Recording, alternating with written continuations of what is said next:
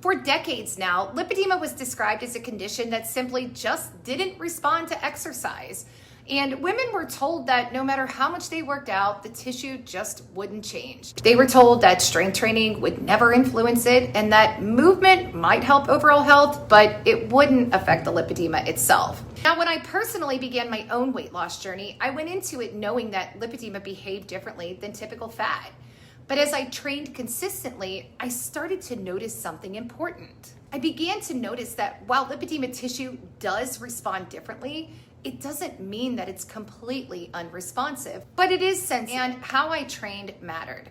The type of load mattered, the intensity mattered, and recovery mattered. So what this taught me was that movement was not at all irrelevant, but it is specific. And that distinction is what led me to build Lipedema Movement and Fitness around intelligent programming instead of random workouts. Now, let's go ahead and talk about why movement matters physiologically. The lymphatic system does not have a central pump like the heart does, so it relies on muscle contractions to keep pressure gradients that move lymphatic fluid upwards. When you are sedentary for long periods, that propulsion slows. And when lymphatic flow slows, fluid can stagnate in tissue. When fluid stagnates, pressure builds, and when pressure builds, tissue feels heavy, tight, and sometimes movement directly influences that process. Now, muscle contraction also improves glucose disposal and insulin sensitivity. Better insulin regulation reduces inflammatory signaling, and inflammation influences capillary permeability, which affects how much fluid and protein leak into the tissue. So movement isn't about just burning calories, but it does influence fluid dynamics, it influences metabolic stability, and it influences inflammatory signaling. However, as with everything with lipedema, this is where nuance matters.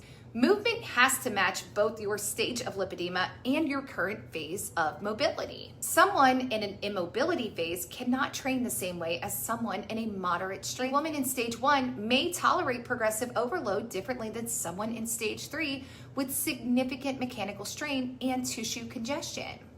So the body responds best when movement matches capacity. And that is the foundation of how I approach training in lipedema. Not because exercise just magically removes lipedema tissue, but because intelligent movement changes the internal environment that the tissue lives in.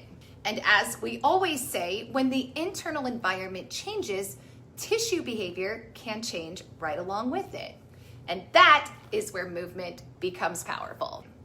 So the body responds best when movement matches capacity. And that is the foundation of how I approach training in lipedema. Not because exercise just magically removes lipedema tissue, but because intelligent movement changes the internal environment that the tissue lives in. And as we always say, when the internal environment changes, tissue behavior can change right along with it. And that is where movement becomes powerful.